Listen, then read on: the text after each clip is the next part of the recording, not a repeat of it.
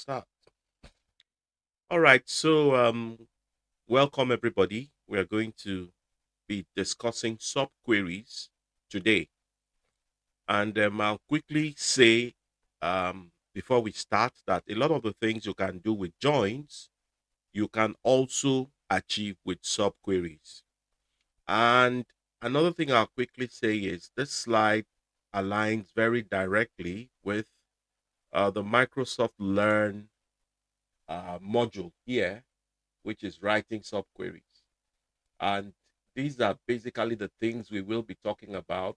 We'll understand what subqueries are. We'll look at scalar and multi-valued subqueries. We'll also look at self-contained and correlated subqueries. That's basically what we will be talking about. And same thing here. That's what we'll be talking about. We'll talk about self-contained subqueries. We'll talk about correlated subqueries. So we have a few lessons here, and we'll just dive right in. So what are subqueries? One reason why you want to have subqueries is if you want to retrieve values or retrieve data from multiple tables. So subqueries basically are nested queries. That is a query inside another query. Okay, and we've got the ability to be able to put one query inside another, and that can help us achieve a lot of things, which we are going to see. Usually, despite the fact that we have two queries, we are going to be analyzing the two of them just once, and we are going to now return the results of the inner query to the outer one. Now, the main aim of a subquery is to give us, is to send the results to the main query. And we're going to see that we have a number of subqueries, such as scalar subqueries and multi-valued subqueries. So scalar subqueries basically give us a single value, hence the name, scalar value.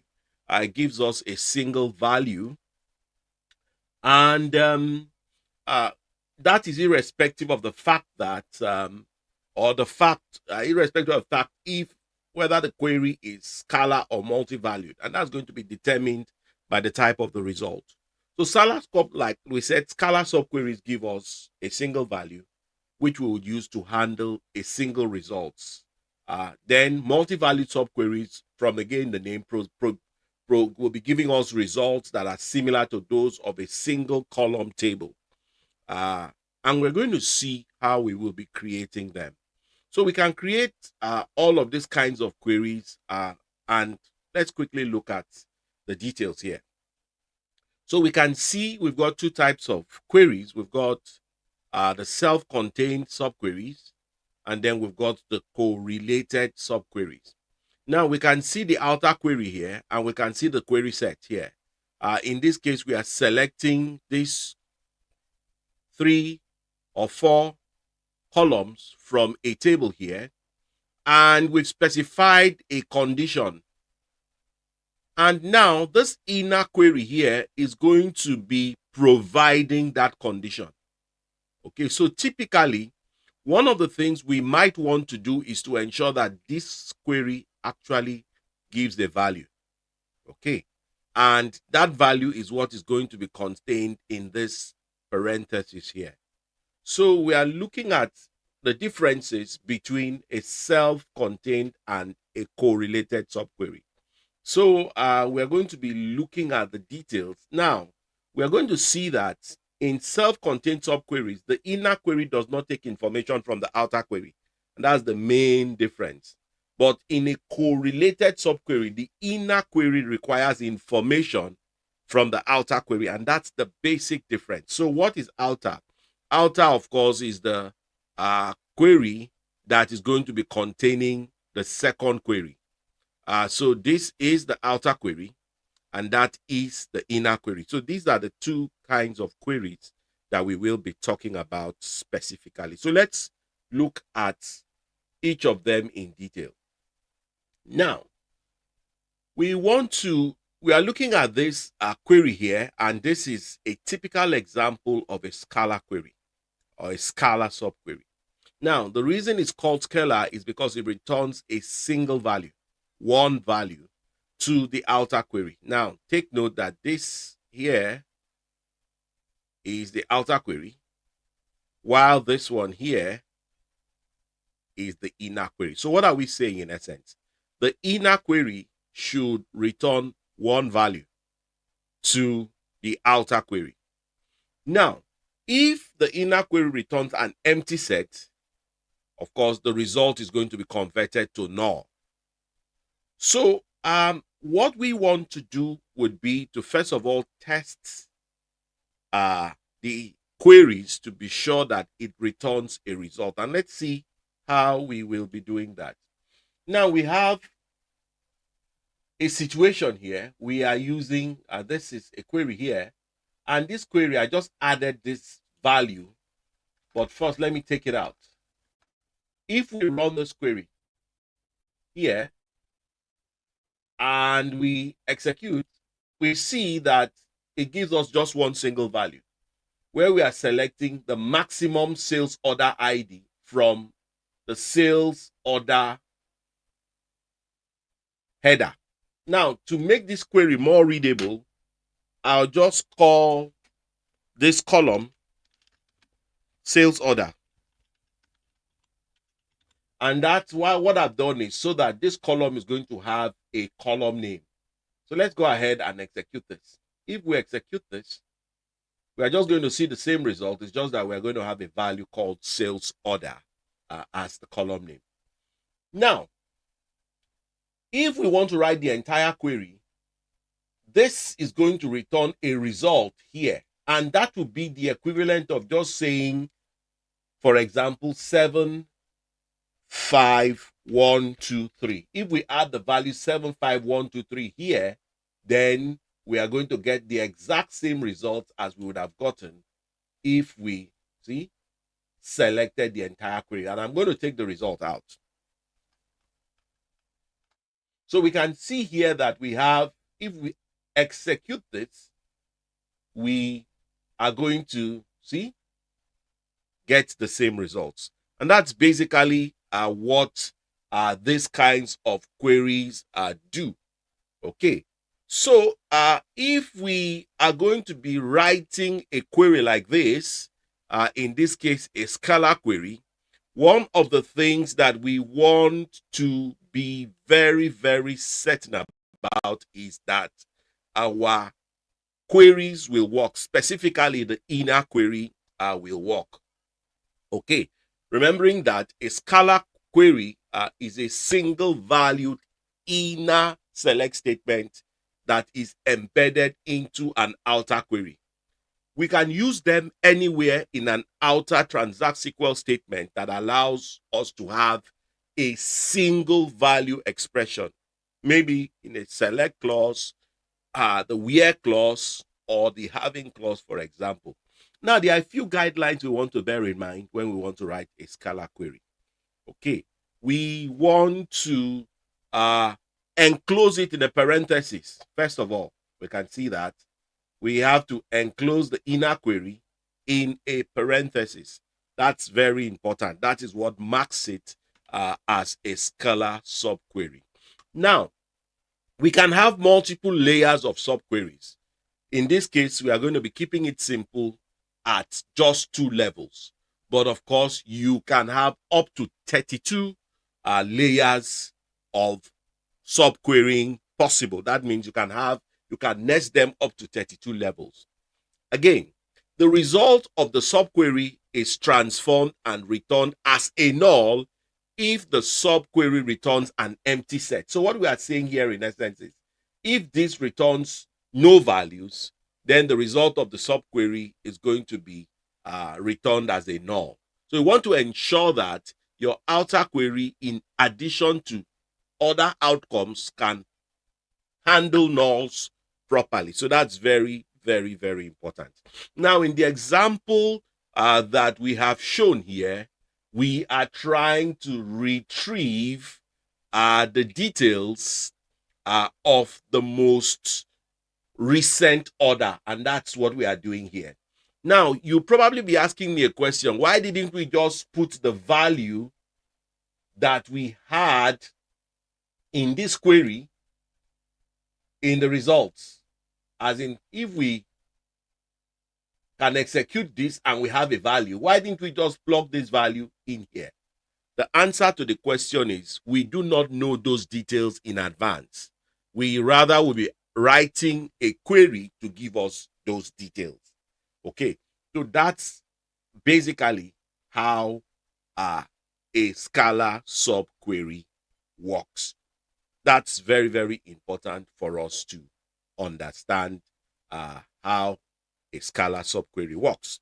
So moving on to the next kind of subquery, which is the multi-valued subquery. Now, unlike the Scala subquery, a multi-valued subquery from the name can return several results in the form of a single column set. Now, in this case, it is useful to return results within the in predicate. The in predicate. For example, if we look at this query here, we have some values here. But anyway, let's just go on and talk about this. Now we see here one key thing here is in. And when we're doing sorting and filtering, we said that we would use the in clause to select values from a subset, to select values that exist in a subset of values, for example. So, and that's one typical use case of multi-valued subquery. So let's see how this can work. That's the same example we have in the slide here. Now, if we select this and execute, this time we're going to be using the Transact-SQL statement or the Transact-SQL database. I'll just use it. If we execute this, we see that we've got 5 values. Okay.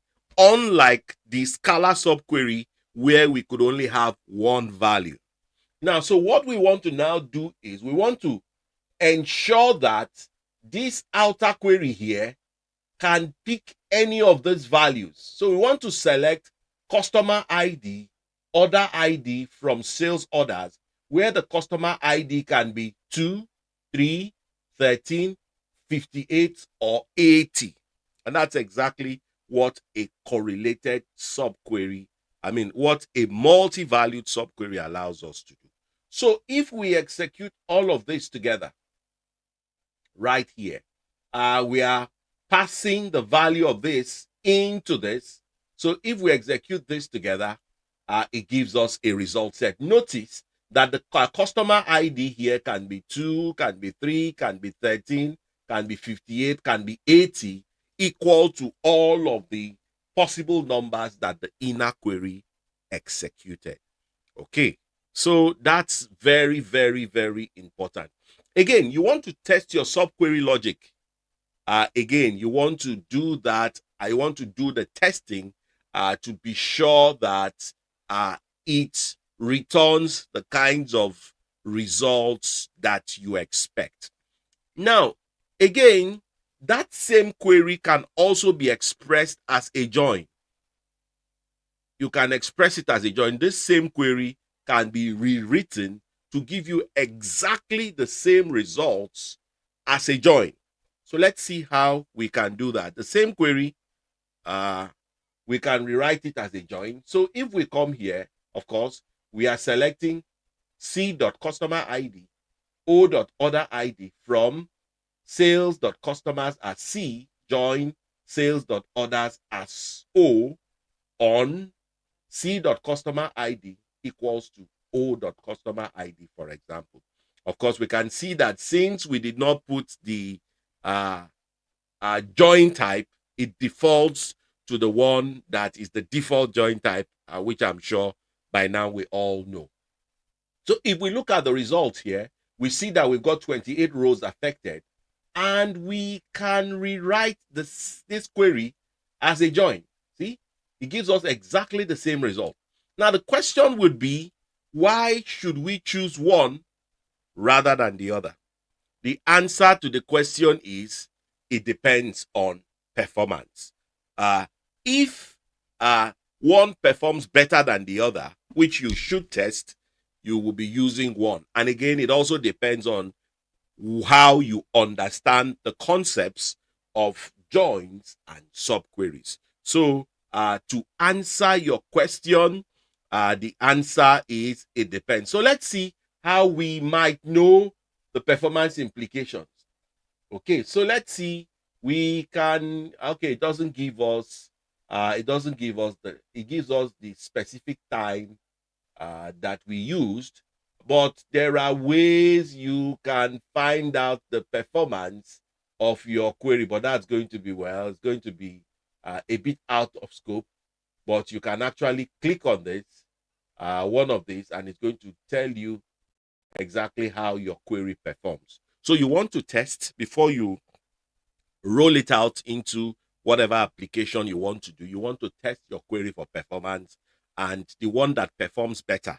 When I say performs better, the one that executes in the shortest time period and the one that uses the least amount of resources are the ones that perform better. So if one of these runs in maybe uh, uh, 10 seconds and the other one runs in 5 seconds, then apparently the one that runs in 5 seconds is the better performing query. So basically, you can use joins in place of subqueries like we can see here. So we've looked at scalar subqueries returning one value and multi-valued subqueries that we can use with the in predicate here, and we are going to be looking at other things, and then we'll get maybe we should just look at some more.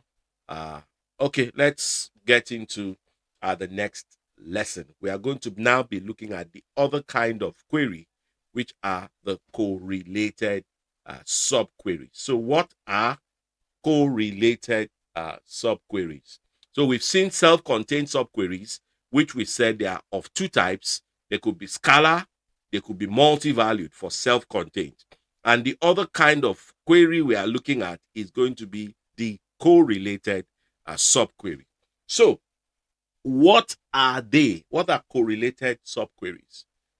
Correlated subqueries basically are select statements nested inside an outer query. They are very similar to self-contained subqueries, and they can also be expressed as scalar or multi-valued as well. And we want to use them to send values from the outer query to the inner query, where we can use it as a parameter. Okay, so now that's a similarity. Now, another thing we want to notice that unlike self-contained subqueries, they rely on the outer query to send values to the inner query as a parameter. And because of this, several precautions need to be made when we are using them. The first precaution is that we cannot execute them differently from the outer query. Okay, now what do I mean by that? If we go to the first couple of examples that we have, I could execute, let's go here, I could execute this independent of the second one. What that means is, if I wanted to execute this, I can execute it without executing the entire query. What we are saying in essence here now is, for a correlated subquery, that cannot happen. You cannot execute this part of the query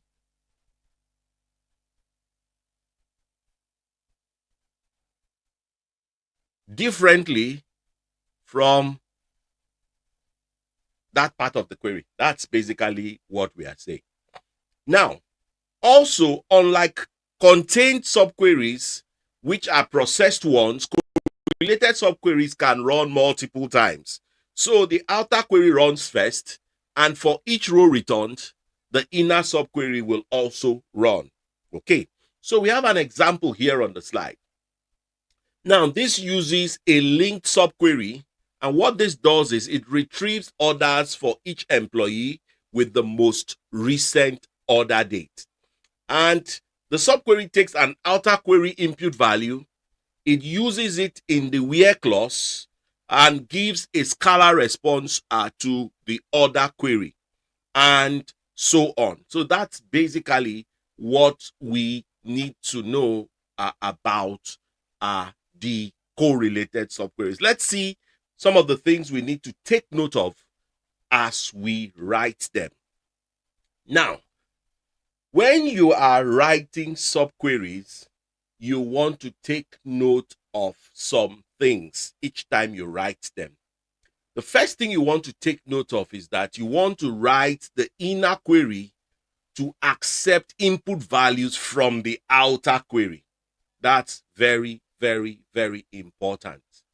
Now, if the inner query is a scalar query, you can use equality, that is this operator, or you could also use greater than or less than operators, for example, in your where clause, like we can see here in this scenario here. Now, you could also use the in predicate if the inner query can take several values. Now, take note that these equality operators will typically be taking single values, okay? But if it's going to be taking multiple values, then you want to use the in predicate, for example. That's the first thing that you want to take note of. Now, you want to also determine which outer query columns will be given to the subquery, and you want to maybe declare an alias for the table that the outer query columns is going to come from. That's another thing you want to take note of.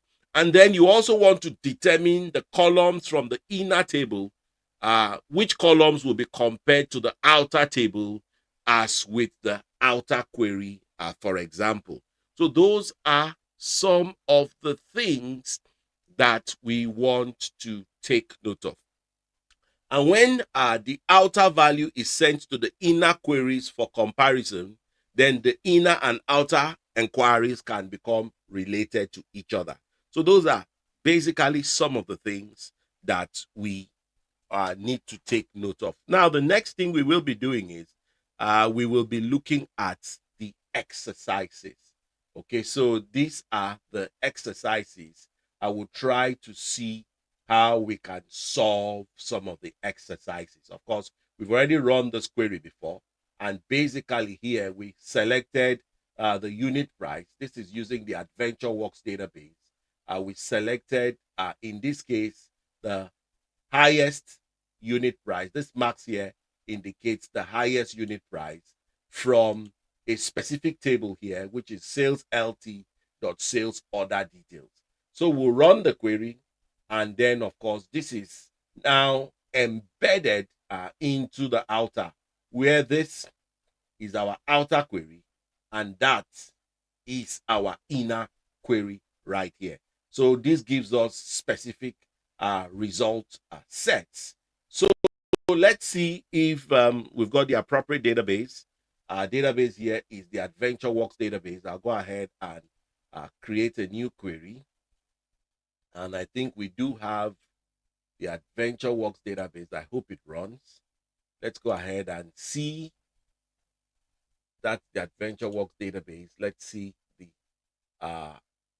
values we have in the table. Let's see, we've got we've got sales lt dot sales order details. That doesn't look like AdventureWorks. Rather, it looks like AdventureWorks LT. So it's sales lt dot sales order details. So let's see, sales lt dot sales order details. It's going to be AdventureWorks LT. So let's see, sales lt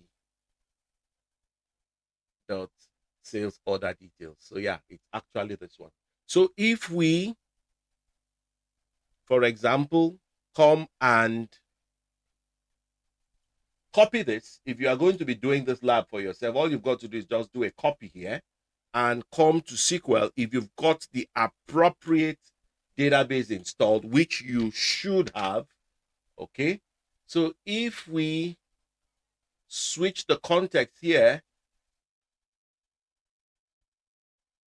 to AdventureWorks LT 2017, if we do a select, we see it gives us the value here. Okay, we can see the value. We are just selecting the highest unit price from the column called sales LT dot order details. So that gives us that value. Now, if we go into the next thing here, what we want to do now is we have specified here, we want to modify the query to be able to give us a subquery. Now, this is going to give us one result, and we are going to be checking if the result set from this query is greater than that value. So if we copy this and then we go here and run this query, we can see it gives us a list. And we can quickly see here that every value in the list price, of course, should be greater than the value we have here. Okay, so that's basically what this does for us. Okay, now we want to go into the next query. Here now, what this does is, if we specify a distinct value, first let me run the query without the distinct, and let's see what will happen.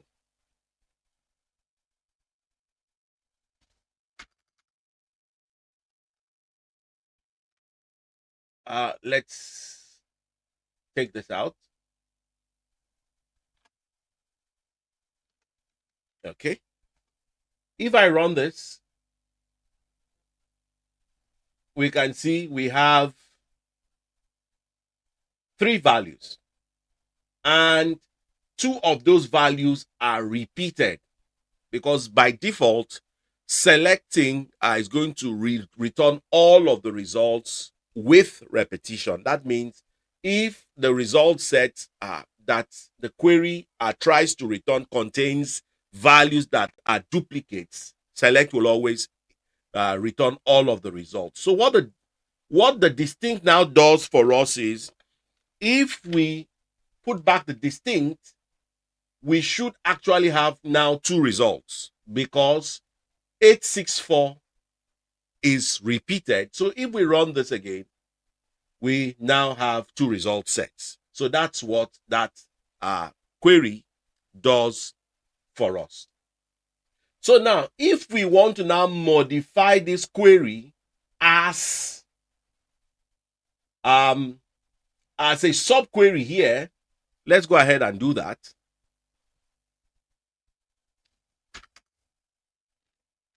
Now, notice that we have an in clause in between. We have an in clause in between because this first query returns multiple results. If it returned one result, then the appropriate thing would be to put an equality operator here, which could be equal to, greater than, less than, greater than or equal to, not equal to, as the case may be.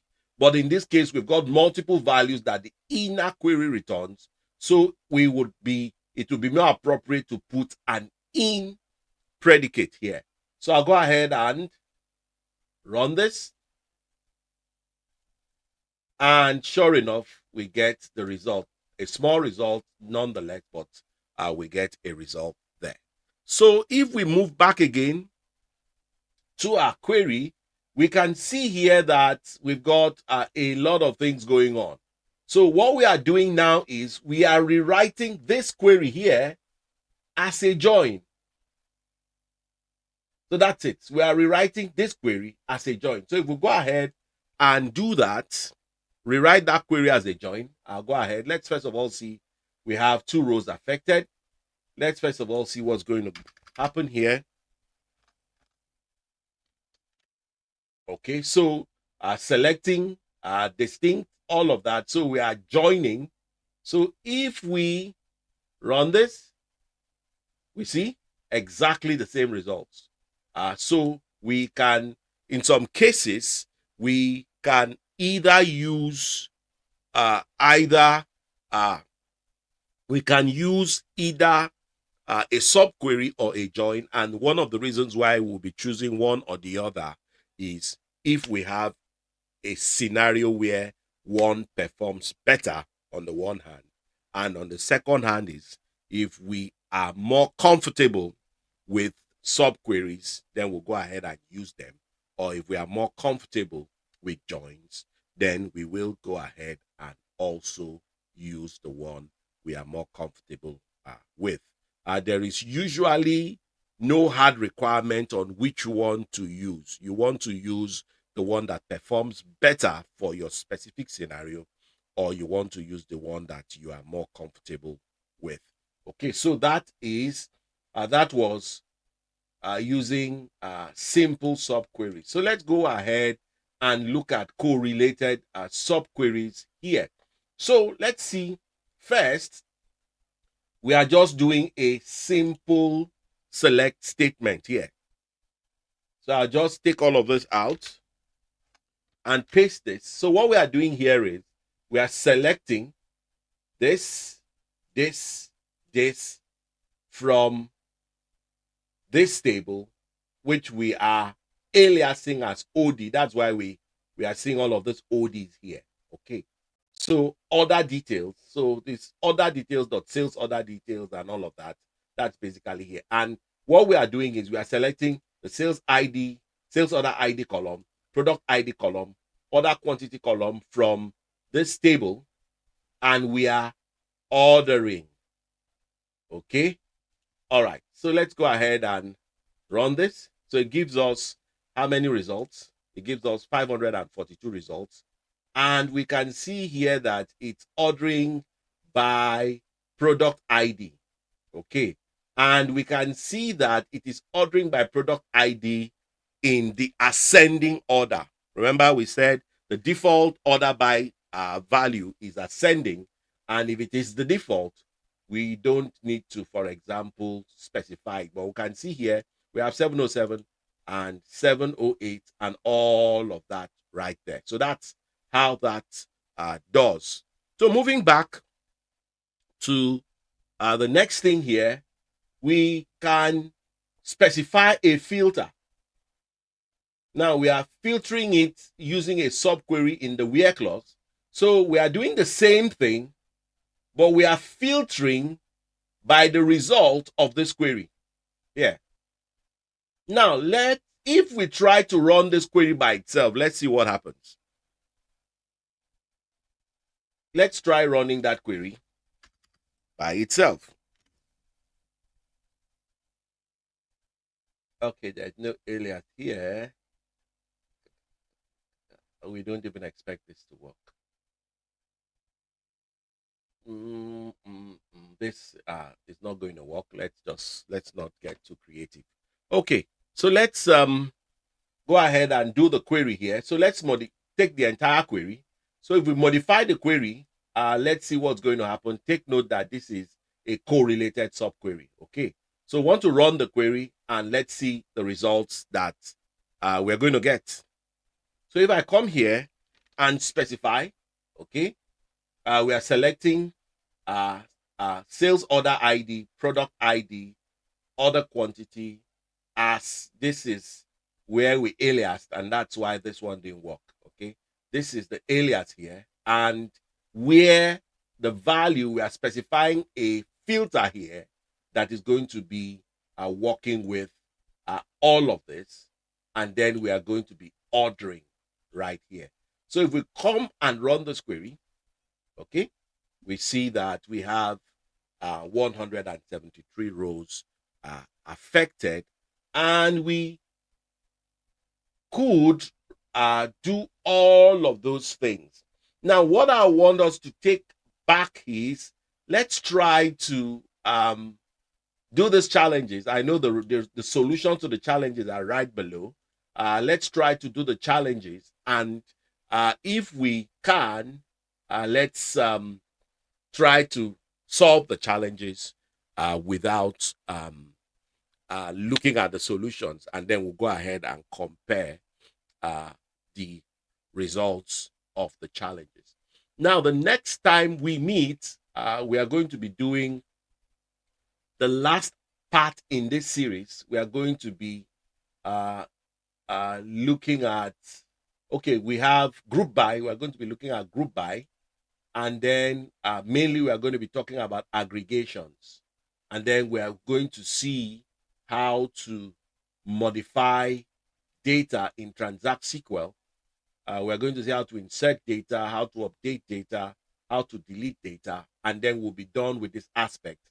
And then subsequently, we will be moving on to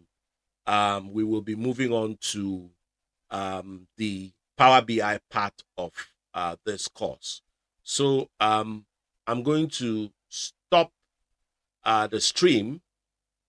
And after I've stopped the stream, if you've got any questions, you can go ahead and ask whatever questions you have, and we will try to take the answers to the questions. We're going to try to take the answers to the questions, and then we'll move on from there. There are a few other things I want to point out, and I'm going to end the stream right now. Thank you very much for your time, and see you in the next class.